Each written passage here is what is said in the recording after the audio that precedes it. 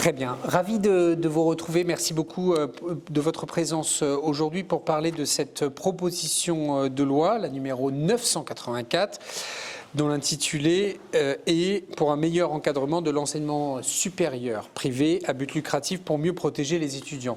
Je remercie beaucoup la Conférence des grandes écoles d'être à mes côtés. Merci beaucoup, j'y suis très sensible.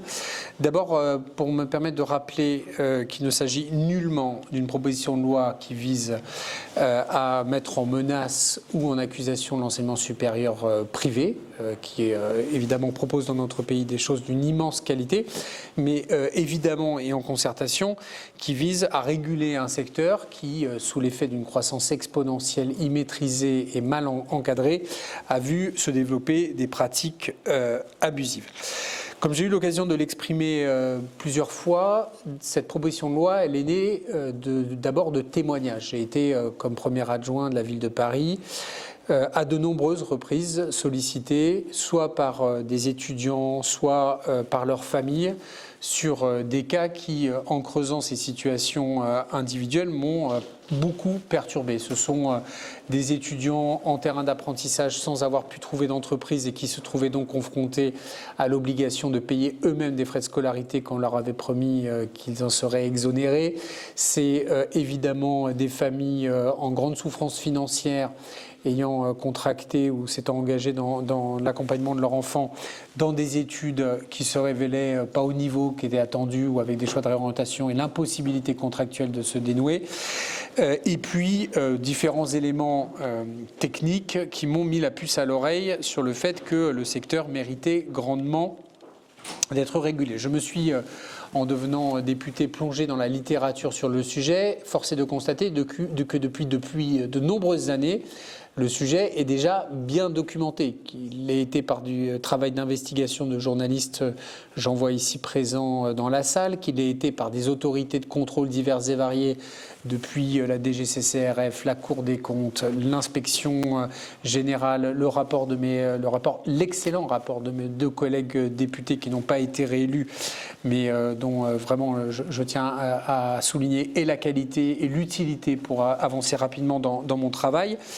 Et donc nous avons engagé une réflexion sur la rédaction d'une proposition de loi autour de quelques questions que j'appelle des mesures d'urgence absolue.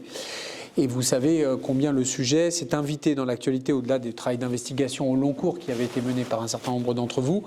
Le sujet s'est invité dans l'actualité. On a exploré beaucoup de sujets à traiter dans cette proposition de loi et je reconnais humblement qu'elle n'a pas l'ambition de régler tous les problèmes de l'enseignement supérieur en général et de l'enseignement supérieur privé lucratif en particulier.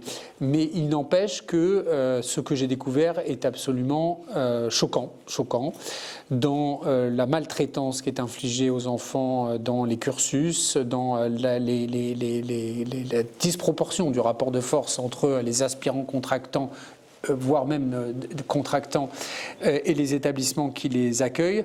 L'actualité, il suffit de faire une petite recherche Internet pour voir que de nombreux scandales ont été documentés, y compris allant, c'est pas à moi de le qualifier ensuite, c'est le travail éventuellement d'investigation des journalistes et le cas échéant de la police et de la justice, mais des cas d'escroquerie flagrante, et que c'était vraiment en risque que ce soit tout un secteur qui soit embarqué dans ce procès. Moi, j'ai tenu à préciser deux choses dans mon travail préalable à la rédaction de cette proposition de loi. C'est la première, que ce n'était pas un procès de l'enseignement supérieur privé, je le redis parce que c'est très important, et deuxièmement, que ce n'était nullement non plus un procès de l'apprentissage. Je suis à titre personnel un grand défenseur de l'apprentissage, simplement. L'explosion, en particulier depuis 2018, quantitative du nombre d'apprentis, a fait, comme tout secteur qui n'est pas régulé et qui est financiarisé, eh bien, a attiré des pratiques borderline, voire des pratiques hautement condamnable.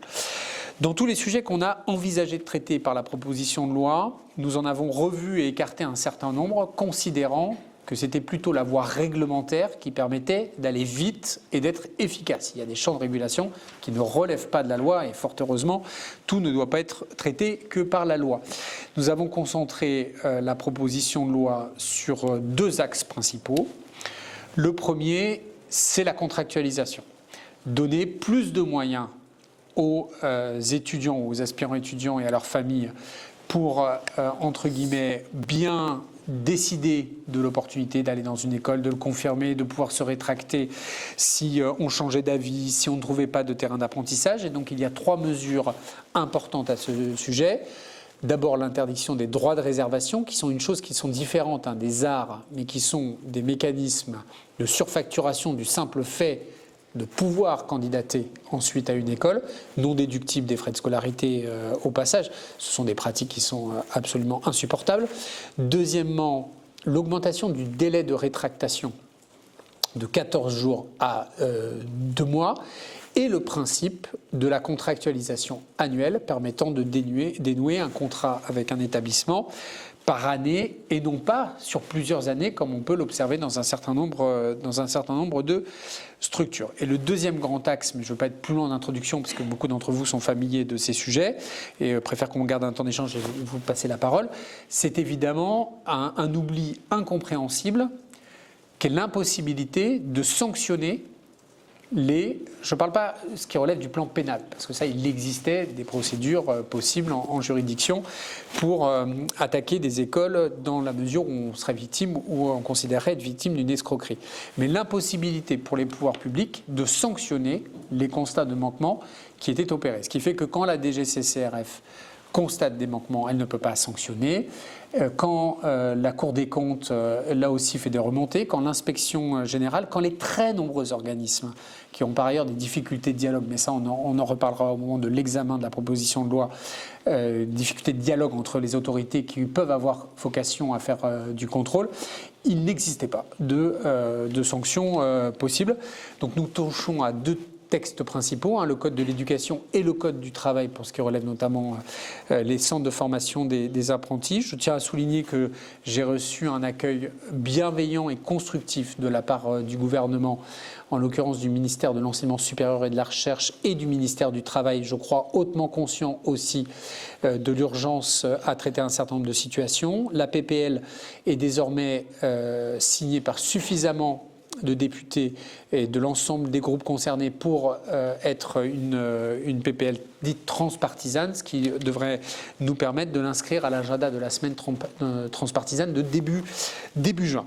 Et évidemment, j'attendrai avec beaucoup de bienveillance et beaucoup d'attention le travail complémentaire d'amendements. J'ai sollicité un certain nombre d'acteurs, notamment la conférence des grandes écoles, mais d'autres aussi, pour vérifier les effets de bord potentiels ou les complétements ou les manquements qu'ils identifieraient dans ce texte. Mais voilà, je crois qu'il est vraiment temps maintenant d'agir. Et je crois que plus tôt cette PPL, qui ne résoudra pas tout, mais qui serait une première avancée très significative, plus tôt nous l'adopterons, plus tôt nous pourrons être efficaces pour protéger les étudiants. Merci, monsieur le député. Merci de nous avoir invités aujourd'hui. Alors, pourquoi est-ce que la conférence des grandes écoles est à vos côtés aujourd'hui? C'est parce qu'effectivement, nous soutenons cette proposition de loi. Pourquoi? Parce que, comme vous, nous ne faisons pas le procès de l'apprentissage. Les écoles de la conférence des grandes écoles considèrent que l'apprentissage est un formidable outil pédagogique et de motivation des jeunes et d'insertion professionnelle, et aussi un outil d'ouverture sociale pour l'enseignement supérieur. Nous ne faisons pas non plus le procès de l'enseignement privé, y compris l'enseignement privé lucratif.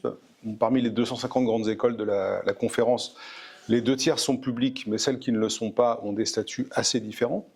Et nous considérons aujourd'hui, alors une des caractéristiques de ces écoles, c'est qu'elles ont des diplômes dont la qualité est reconnue via des visas, des grades, ou qui sont des diplômes nationaux.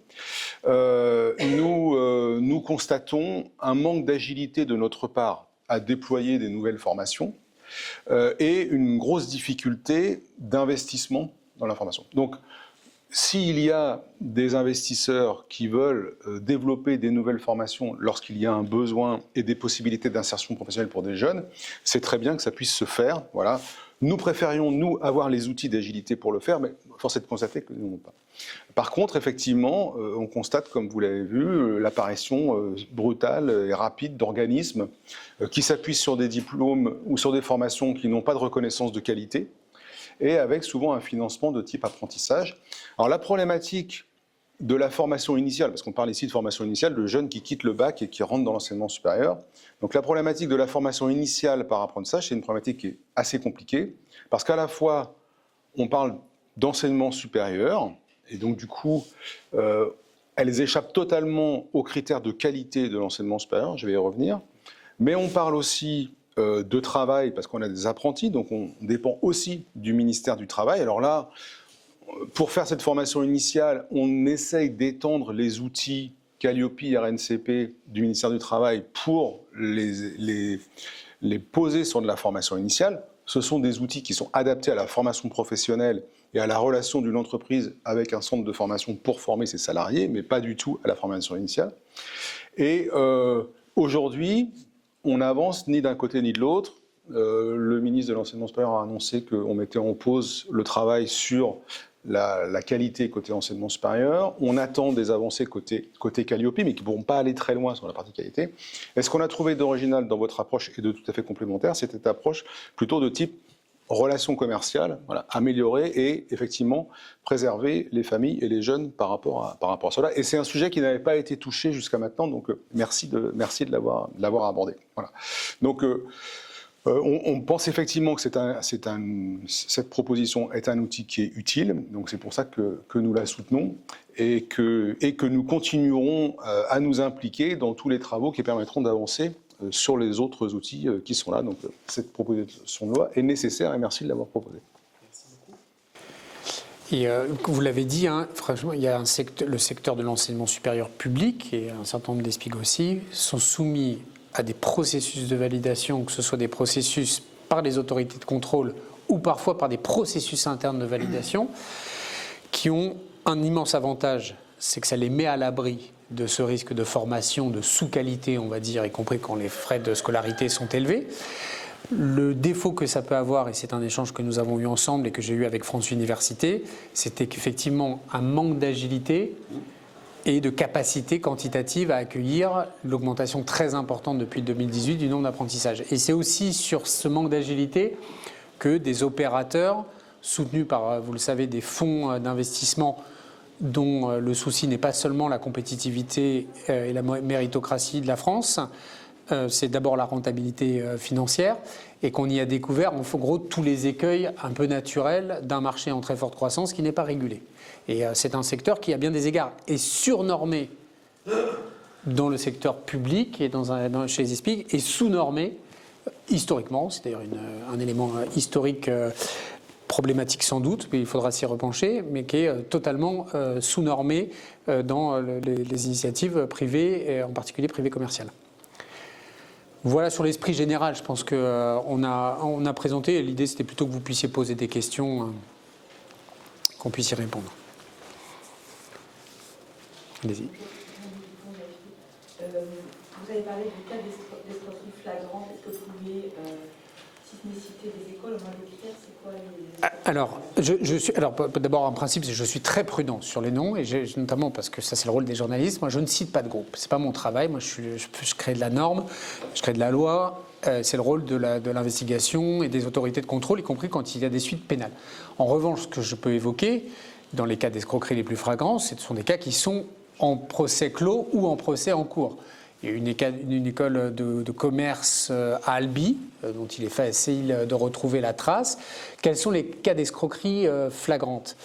Il y en a de deux types. Il y en a qui sont des escroqueries claires, au sens où on paye des frais de scolarité et d'un seul coup l'école disparaît.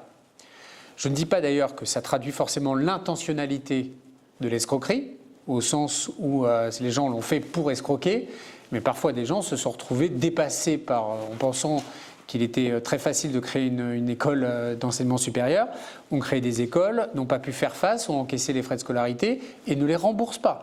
Et donc, il y a des cas à Albi, il y a un cas à Laval, il y a des cas qui sont documentés, dont on peut retrouver trace. Le deuxième domaine est un domaine plus subjectif et dont je suis évidemment plus prudent en l'évoquant. C'est celui de l'adéquation entre ce qui a été raconté aux gens susceptibles de s'inscrire. Deuxièmement, on leur promet des choses, y compris conduisant à dépenser ou à s'endetter à hauteur de plusieurs dizaines de milliers d'euros parfois, sur des hypothèses d'insertion professionnelle et de niveau de rémunération de sortie qui sont en complet décalage. En gros, il leur faut 90 ans pour rembourser ce qu'ils ont investi. Enfin, c'est quand même un certain nombre de dossiers qui sont documentés en la matière. Et puis, il y a le dossier qui est lié à la qualité des enseignements, dans lequel, y compris le livre de votre confrère, Le Cube, évoque ce sujet-là, qui à mon avis ne se limite pas du tout à un groupe, mais doit concerner tout le monde, qui est celui, en gros, de frais de scolarité très élevés, avec une prestation de service, entre guillemets, qui en face n'est pas du tout à la hauteur de ce qu'on attend, ou même, entre guillemets, il y a une forme de dol ou une forme de mensonge sur quand vous payez très très cher, vous attendez à avoir un peu de cours, des locaux corrects, de l'accompagnement pédagogique. Et ça, et alors, pour tout vous dire, nous avons regardé comment traiter ça par la loi. Ça ne relève pas de la loi, clairement. Il existe déjà des critères légaux qui permettent, mais simplement il n'y avait pas de régime de sanctions prévu par la loi, c'était un manquement. Deuxièmement, j'ai bien conscience que la proposition de loi que je propose donne des outils, mais n'exonérera pas et la transversalité des instances chargées des contrôles et des moyens afférents à ces contrôles, que ce soit des contrôles ex ante ou des contrôles ex post. Se posera la question des moyens affectés par l'État à ces missions d'encadrement, de contrôle et de suivi dans la durée. On a le sentiment que le travail réglementaire engagé répondra à cet objectif, mais après, la question, c'est combien de postes sont créés pour encadrer ce marché exponentiel. Et d'une certaine manière, peut-être que l'une des raisons de l'apathie des pouvoirs publics à traiter ce sujet est liée au problème des moyens pour contrôler la mise en œuvre des mesures. Honnêtement, il y avait déjà un arsenal qui existait pour assainir un peu plus. On vient utilement le compléter, je crois, avec la PPL. Mais derrière, c'est la question de combien de postes, quel est le rôle de chacun, notamment qu'est-ce qui relève, par exemple, du registre de la consommation, plutôt la vocation de consommation et répression des fraudes, donc plutôt sphère ministère du Travail / Bercy / DGCCRF, où là on est sur en fait un respect des critères. Il y a ce qui relève de la qualité des enseignements pédagogiques, et là on est au cœur de compétences du ministère de l'Enseignement supérieur, du HCRS, etc. J'en profite pour dire ma stupéfaction, qui a été à l'occasion d'un amendement de la Commission des affaires économiques sur un projet de loi simplification, supprimé par amendement le HCRS hier soir. Enfin, tout ça ne me paraît pas sérieux. Qu'on s'interroge sur les missions du HCRS, comment il les mène et quels moyens afférents on y affecte. Mais supprimer le HCRS à un moment où on fait tous la démonstration qu'il y a un besoin de contrôle, d'évaluation et de suivi ne me paraît pas opportun, et je le dis d'autant plus librement que je sais c'est un amendement qui vient de la gauche, mais les commissaires socialistes n'ont pas voté pour. Donc j'espère qu'on aura retraité ce sujet à l'examen en séance publique du projet de loi simplification. Et donc il y a besoin de renforcer les moyens, et c'est un sujet qui est sur la table du ministère de l'Éducation nationale et de l'Enseignement supérieur et du ministre en particulier en charge de l'enseignement supérieur sur le nombre de postes et les moyens afférents. Et qui est chargé de quoi ? Parce que je pense qu'il y a beaucoup de redondance entre les différents corps chargés de l'inspection et de l'évaluation. Parce que vous êtes beaucoup surveillé. Oui, mais typiquement par rapport à ce que vous venez de dire, vous avez parlé de ces organismes qui ferment avant la fin de la formation. Donc ça, c'est pas un critère de qualité côté ministère du Travail, parce que souvent la formation professionnelle, on est sur des formations qui sont courtes et la question ne se pose pas. Dans les critères qualité de l'HCERS, de la commission d'études d'ingénieurs, de la CEFDG, ou même les critères d'entrée à la CGE, il y a la stabilité de la structure. Est-ce que la structure a la stabilité suffisante pour aller jusqu'au bout de la formation dans laquelle les jeunes s'engagent? Et comme vous l'avez dit, venir vérifier tous ces éléments-là de qualité, en particulier celui-là, ça nécessite de se déplacer sur place, de voir est-ce qu'il y a les locaux, est-ce qu'il y a l'encadrement, est-ce que la structure est stable. Et c'est effectivement un processus qui est long et coûteux. Mais M. Chapanet, qui le fait chez vous, du coup, ce contrôle ? Alors, nous, côté conférence des grandes écoles, en fait, on envoie 2 personnes qui sont des... Tout le monde vous connaît, enfin, j'imagine que tout le monde. Oui, je pense que plus ou moins, voilà. Donc Laurent Champanet, président de la conférence des grandes écoles. En fait, nous, donc il y a un dossier d'auto-évaluation qui est fait par l'école, qui est un dossier de candidature pour rentrer dans la conférence des grandes écoles. Et après, donc nous, on instruit ce dossier-là, il y a un avis de notre bureau, et après, on envoie 2 personnes qui sont des DG d'école visiter sur place, rencontrer les équipes. Voilà. Donc il y a effectivement une visite qui prend une journée sur place pour ça. Voilà. Et après, c'est ce que font aussi la CEFDG, la CTI, la HCVRS.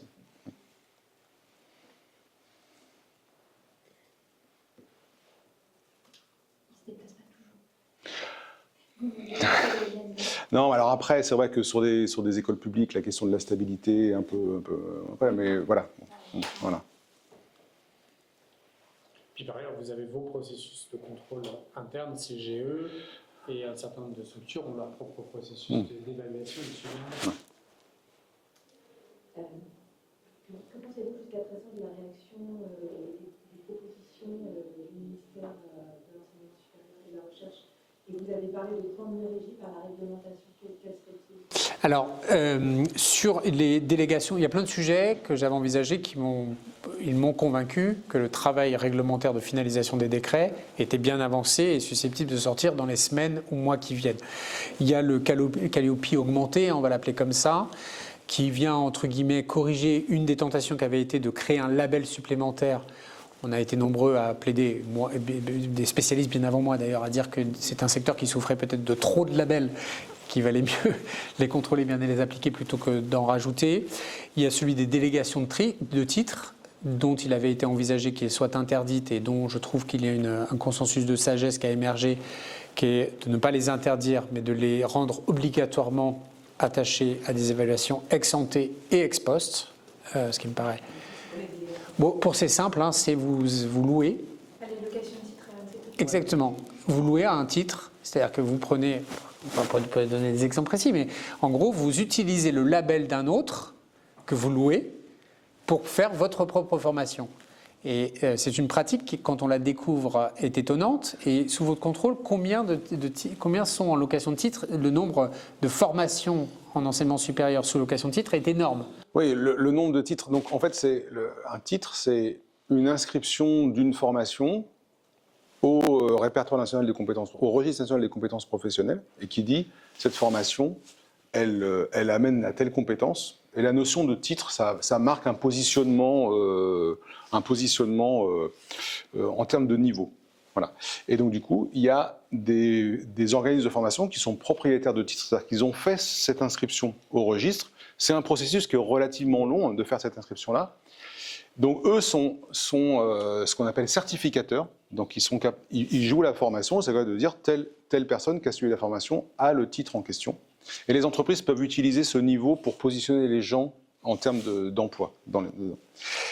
Mais l'organisme en question peut louer son titre à un autre et lui dire « vous devenez certificateur ». Voilà. Alors, c'est utile parce que ça permet de dupliquer rapidement, de déployer rapidement des formations jouées par d'autres. Quand celui qui est propriétaire du titre assure le contrôle et du coup la certification, ça fonctionne relativement bien. Donc c'est pour ça que c'est nécessaire de le garder, mais il y a des abus où en fait on loue des titres pour faire des formations qui n'ont rien à voir avec le titre initial. Et ça aujourd'hui c'est pas régulé. Personne ne regarde sérieusement ce sujet.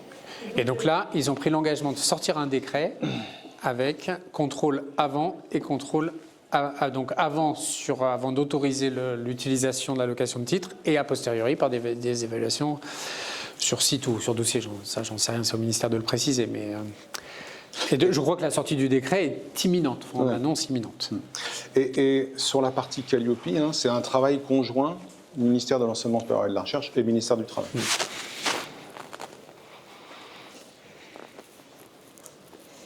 Et concernant l'autre proposition de loi qui a été normalement diffusée la semaine dernière par Jean Le Sud, alors je ne sais pas si pour la porter finalement, mais est-ce que vous avez des liens, un dialogue s'est engagé avec lui ou pas? Parce que de ce que j'ai pu comprendre, le gouvernement craint un peu un embouteillage des lois sur ces questions et peut-être réfléchir à faire prendre la main pour essayer de faire la synthèse des deux textes. Où ça en est là-dessus Alors, écoutez, je n'en sais rien, parce que, un lien, oui, je connais très bien Jean Le Suc.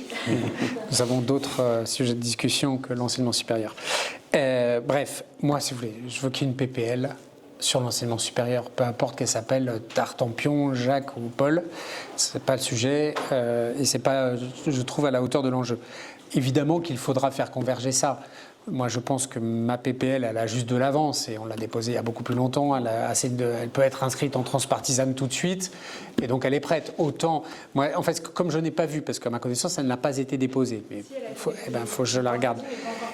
Donc, voilà. Ouais, donc moi, tant qu'elle n'est pas publiée, pour moi, elle n'est pas, par définition pas visible. Je comprends que ce ne sont pas les mêmes sujets. Je me suis demandé à un moment donné si c'était ce qu'on appelle une PPL coucou, histoire de ne pas laisser Grégoire avancer. Bref, ça n'a pas beaucoup d'importance. Ce que je crois urgent, c'est qu'on essaye de faire un vote avant la fin du premier semestre. Je le dis pour 2 raisons. La première, c'est qu'il y a évidemment la portée juridique de cette proposition de loi. Mais il y a aussi sa portée symbolique. La portée symbolique, c'est que l'adoption de cette loi envoie un message extrêmement fort et clair, notamment à tous les investisseurs qui ne regardaient pas forcément au détail de la profondeur de fond de leurs investissements. Je pense que là, tout le monde va regarder d'un coup. Et donc je pense qu'il y aura aussi des comportements d'autorégulation qui vont être générés positivement grâce à l'adoption de la PPL. Et donc peu importe qui la dépose, j'aurai grand plaisir à le faire, vous le comprenez, mais ça ne me paraît pas le sujet principal de l'enjeu. Voilà. Donc en gros, après vous connaissez la règle, par amendement, il ne faut pas qu'il y ait ce qu'on appelle des cavaliers. Et donc il y a toujours le risque qu'une bonne idée ne puisse pas se pluguer sur une PPL déposée au risque du cavalier. Je le dis d'ailleurs, un des articles de la PPL, ce n'est pas moi qui l'ai écrit, ce n'est pas mon équipe. D'abord, je remercie mon équipe, parce qu'ils sont forts.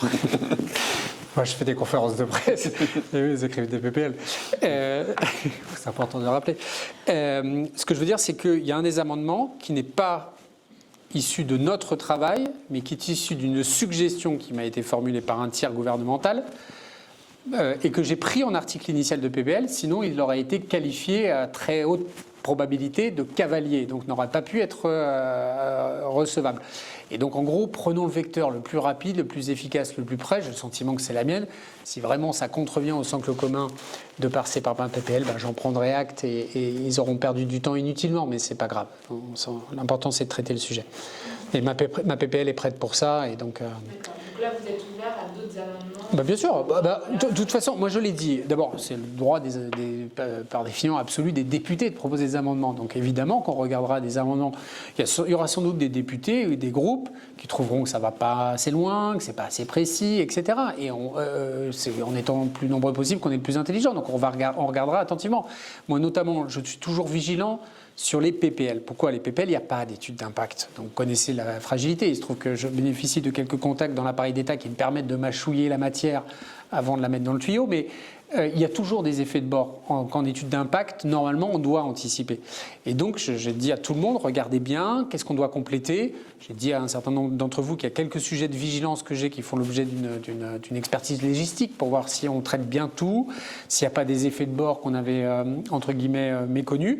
Pour l'instant, on ne m'en a pas remonté. Je sais qu'il y a des amendements, je vais vous en donner probablement que je porterai moi, il faut juste vérifier que c'est possible. Par exemple, ça m'a été suggéré de faire un amendement pour assurer la représentation des étudiants au conseil d'administration des établissements d'enseignement supérieur privés. Dans n'importe quelle école publique ou privée non lucrative, il y a une représentation des étudiants dans la gouvernance. Ça ne change pas la face du monde, mais enfin, c'est un moyen de les associer, d'entendre leur voix, qu'eux-mêmes puissent entendre des choses. Et ce n'est absolument pas prévu pour les établissements d'enseignement supérieur privé lucratifs. Et donc l'idée est de creuser ça. Il faut qu'on arrive à trouver le chemin juridique, parce que là, on est plus dans le droit commercial en réalité que dans le droit de l'enseignement supérieur. C'est un peu la difficulté que nous avons. Il y a l'idée d'un amendement de rapport sur le rôle de la BPI dans cette augmentation quantitative et le financement d'un certain nombre d'établissements. Je les ai vus, la BPI m'ont dit des choses qui m'ont paru très convaincantes, d'autres qui méritent d'être documentées. Il y a la question d'un amendement qui sera sans doute nécessaire sur l'interconnexion des bases de données des autorités de contrôle. C'est-à-dire que la loi interdit de mettre en commun un certain nombre de fichiers de contrôle entre ce qui relève du ministère du Travail, du ministère de l'Enseignement supérieur. Et pour vous la faire courte, il y a des CFA qui sont contrôlés 5 fois, il y en a d'autres qui le sont 0. Et personne n'est capable de se parler parce qu'ils n'ont pas le droit d'interconnecter les bases. Donc là, il y a plein de pistes, je trouve, intéressantes pour enrichir cette proposition de loi, et je fais le pari que des groupes en commission des affaires culturelles et éducation feront des propositions très utiles. Et si j'en étais convaincu, je les soutiendrai avec beaucoup de plaisir. Je confirme qu'il y a effectivement urgence, et que effectivement ce coup de semonce que vous voulez porter, il faut le porter vite, parce que vous avez été assez nombreux à parler des difficultés de cette jeunesse qui était pendant la crise Covid au collège ou au lycée. Nous, ces jeunes, on les a dans nos écoles, donc on voit leurs difficultés d'apprentissage, leurs difficultés personnelles, de santé, interpersonnelles, et on ne comprend pas comment ces gens-là, on peut les mettre dans une formation professionnalisante dès 18 ans et que ça se passe bien. Voilà. Donc il y a urgence aussi en termes de santé publique à réguler tout ça. Et il y a un élément de plus qui n'est pas réglé par la PPL, parce qu'il ne le peut pas par la PPL, mais qui me paraît un débat majeur. Il faut quand même comprendre qu'on parle de jeunes là, qui se font un peu avoir, de jeunes classe moyenne inférieure, parfois ou souvent déboutés Parcoursup, et auxquels on vend des étoiles dans les yeux et des trémolos dans la voix, des promesses d'avenir radieux à 40 000 € le cursus. Moi, il y a un truc qui me choque, je l'ai dit au ministre, Parcoursup devrait être un tiers de confiance absolu. Il ne peut pas traîner sur Parcoursup des trucs qui ne sont pas de qualité. Ce n'est pas possible. Pourquoi je dis ça? Parce que quand on est d'un milieu modeste, qu'on n'a pas fait de grandes études, etc., qu'on essaie de se démêler dans la grande galaxie des offres, la galaxie des offres, elle permet d'assurer la diversité, la concurrence, la saine émulation, etc. Mais enfin, elle crée aussi une forme d'obscurité pour les gens qui ne sont pas avertis. D'ailleurs, moi, les conseils que j'ai donnés aux jeunes, en particulier aux organisations de jeunesse avec lesquelles je travaille, c'est de dire attention, ayez de réflexe d'aller regarder sur les moteurs de recherche, la réputation d'une école, au moins renseignez-vous, demandez à vos enseignants. Enfin, c'est un peu dommage que ce soit le rôle des enseignants de faire de l'accompagnement individuel sur ce type de conseils, et malheureusement, tous les élèves n'ont pas accès à cela. Et je ne trouve pas normal que Parcoursup ne soit pas un tiers de confiance absolue des familles et des jeunes. La condition pour être sur Parcoursup, c'est comme si vous étiez malade et qu'on vous proposait un site internet dans lequel on vous propose un marabouteux, un hôpital universitaire, un sophrologue sans diplôme, enfin je veux dire, et on vous dit démerde-toi. Voilà. Et ce n'est pas bien, ce n'est pas bien. Et je trouve que là-dessus, c'est un travail qui est en cours, ils le savent, il faut accélérer la maturité. C'est pas le procès de Parcoursup que je fais, il y a des problèmes, mais c'est pas. Mais en tout cas, toutes les formations qui sont sur Parcoursup devraient être tamponnées, pardon de le simplifier ainsi, mais tamponnées par l'État. C'est bon, vous pouvez y aller. Ce travail de nettoyage, il est colossal. Il est colossal parce que peut-être mentionner une chose, on s'en est parlé, c'est que il y a évidemment les grands groupes qui sont pointés du doigt. Ça me paraît pas être le cœur du problème, pour vous le dire comme je le crois. Évidemment qu'il y a des problèmes dans ces grands groupes à aller traiter, des effets de bord, etc. Mais je ne voudrais pas qu'à l'occasion de l'attention portée sur les grands groupes, on oublie les toutes petites structures. Les toutes petites structures, c'est des structures de 20, 40, 60 élèves, des bachelors en management du sport, en luxe investment, je ne sais pas quoi, qui sont des arnaques, mais des arnaques au regard du prix qu'on demande et des métiers que ça donne derrière. Et l'expérience américaine en la matière, vous le savez, illustre bien les dérives de ce système privé lucratif. Dans tous les pays qui ont fait ça, on a observé les mêmes phénomènes. C'est des charlatans ou des gens pas compétents qui se croient compétents quand ils sont animés de bonnes intentions, ça arrive, qui le font parce que personne ne les contrôle. Et pardon de répéter la formule du président Batch, mais je la trouve éclairante.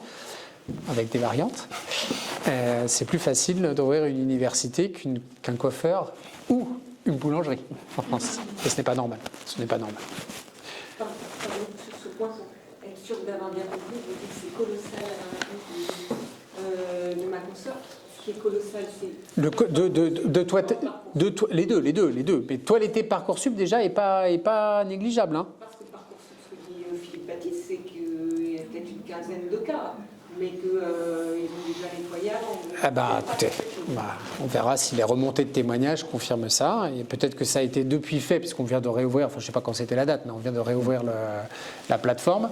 On verra si on y observe encore des formations. Vous connaissez, il y a des formations, d'abord, il y a les formations qui font le choix d'être totalement hors Parcoursup, certains que sur Parcoursup, certains en mixte.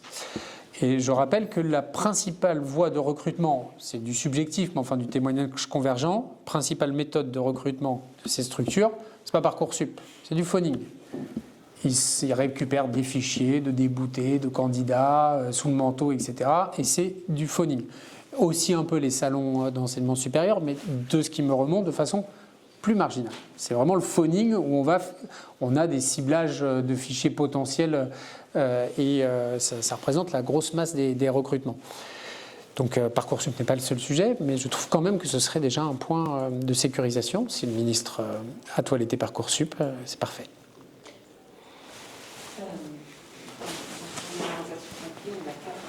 Oui. Il y en a 5. Oui. Est-ce que vous pouvez préciser, voilà, il manque cette info, ce qu'il y a dans l'article? Là, il sera traité sous forme d'amendement, parce que je l'ai sorti de la PPL initiale. C'est un article sur l'interconnexion des bases de données des organismes de contrôle. Et combien de signataires compte la PPL aujourd'hui? Assez. Non, mais je vais vous dire, l'intégralité du groupe socialiste déjà, donc c'est 66, de très nombreux députés. Alors ça, c'est la version où il n'y avait que les députés socialistes. On a 15 députés. Vas-y, tu connais ça ? 103, dont 13 du socle commun, qui n'est pas une majorité. Non, on a réussi à avoir 13 signataires ensemble, Modem et Horizon aussi. Non, le jour où Jean Le Suc signera une proposition de loi que j'ai écrite, je me dirais que le monde tourneront. Non, mais j'entends très bien que Jean Le Suc par ailleurs. Sois-y peu levé, je ne m'étais pas présentée, Oui. pardon. Je voulais vous demander si rentrait dans le cadre de la proposition, parce que je ne suis pas sûre, le fait que la Fédération nationale de l'enseignement privé, la FNEF, que vous connaissez peut-être, fabrique ses propres certifications. Là, elle en a sorti une en master, elle a déjà fait aussi un bachelor. Là, il me semble que c'est encore un angle mort, c'est-à-dire qu'on peut certifier quand même, dans les mots en tout cas. Oui, alors, c'est pas du tout. Oui, c'est pas par la loi. En revanche, on avait envisagé, ça relève pas de la loi. Non, effectivement, il y a un certain nombre de certifications il peut y avoir des nouveaux organismes de certification. On a quand même, j'adhère à ce que vous avez dit tout à l'heure sur l'HCERES, on a quand même une notion sur la qualité de l'enseignement supérieur de coordination par l'HCERES des activités de certification. Voilà. Donc, très bien s'il y a des nouvelles certifications de qualité de l'enseignement supérieur qui existent, mais ça serait bien qu'elles se mettent dans le giron de l'HCERES. Ça, c'est du volontariat. C'est du volontariat, mais c'est quand même intéressant d'avoir effectivement ce processus qualité de la certification. Oui. Et c'est payant, je crois.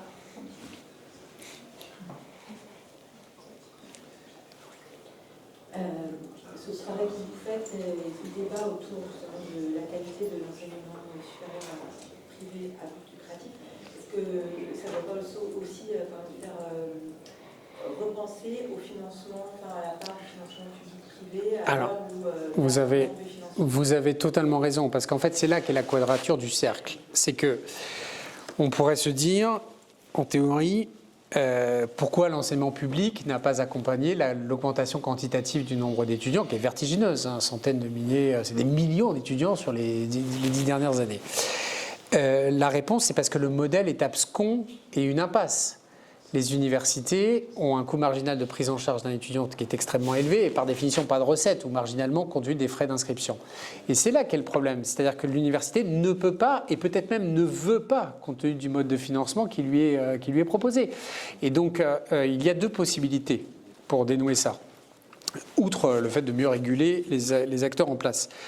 Soit l'État alloue beaucoup plus de moyens à l'enseignement supérieur public et on peut y inclure, de mon point de vue, le privé non lucratif, qui a des statuts parfois d'écoles consulaires, etc. Donc c'est du parapublic pour un certain nombre de structures. Dans ces structures-là, il peut y avoir un modèle qui est lié aux frais d'inscription parce qu'il y a une recette qui est afférente. Mais moi, pour avoir échangé avec, par exemple, un certain nombre de présidents d'IAE, qui sont des structures universitaires que vous connaissez bien, qui dépendent des universités. Ils disent on ne peut pas parce que l'université. Moi, je vais vous donner un exemple. Je l'ai raconté aussi. Quand j'étais premier adjoint à l'urbanisme, la croix et la bannière des universités pour construire leur stratégie immobilière trouver des locaux, ne serait-ce que trouver un plateau de 200 mètres carrés à louer en urgence pour augmenter des effectifs. Aucune université publique ne sait faire ça. Ou alors au prix de processus internes interminables et de toute façon très coûteux qui font l'objet de négociations budgétaires ou alors de réallocations internes. Là où des prises à bail de plateaux entiers à vocation d'enseignement supérieur par des organismes privés, je peux vous en raconter des dizaines de cas à Paris dans mon expérience d'adjoint à l'urbanisme. Et donc là, il n'y a pas de 36 000 possibilités. Soit l'État donne plus de moyens aux universités, soit on fait évoluer le modèle économique de l'université, ce qui est un sujet qui, à mon avis, s'imposera dans le débat public dans les années à venir. Mais en tout cas, on ne peut pas sacrifier, entre guillemets, une grande partie de la jeunesse qui est en demande de formation supérieure en les laissant à la main de structures extrêmement onéreuses avec un rendez-vous qualitatif qui n'est pas à la hauteur. Et je le dis parce que c'est ce qui a fait, de fait, mon intérêt sur le sujet. La bataille de l'économie de la connaissance, elle n'a jamais été autant d'actualité. C'est un enjeu de compétitivité pour Paris, pour la métropole, pour le Grand Paris, pour la France, qui est une bataille qui dessinera la prospérité ou le déclin de notre pays dans les 40-50 prochaines années. Et donc c'est une bataille que nous devons réussir. Nous devons réussir. Mais à la condition qu'on fournisse un enseignement de qualité. Il y a plein de sujets sur les métiers en tension, les filières d'ingénieurs. On a beaucoup de mal à trouver les étudiants pour. Parce que par ailleurs, ça entraîne des stratégies d'assèchement, y compris dans les recrutements dans un certain nombre d'écoles supérieures d'ingénierie, qui ont parfois du mal à pourvoir les postes disponibles parce qu'ils sont sélectifs et qu'il y a une concurrence, entre guillemets, qui est organisée. Donc c'est vraiment une balade, à mon avis, sur le plan, parmi plein d'autres sujets, c'est sur le plan économique la bataille du siècle pour l'avenir. Sur le sujet du financement, la position de la CGE, c'est pas de demander de l'argent à l'État, parce qu'on est aussi conscient des problématiques. Je pense qu'il faut quand même continuer à soutenir l'apprentissage. C'est plutôt, comme je l'ai dit tout à l'heure, d'avancer sur les sujets de régulation des droits de scolarité en imaginant les droits de scolarité variables en fonction des revenus des parents. Et puis, comme je l'ai dit, de donner plus d'agilité, parce qu'il y a effectivement un certain marché, des gens qui ont des capacités de financement et qu'il faut exploiter, mais en mettant ça dans des formations dont la qualité est connue et dans des structures qui sont non lucratives. Merci beaucoup.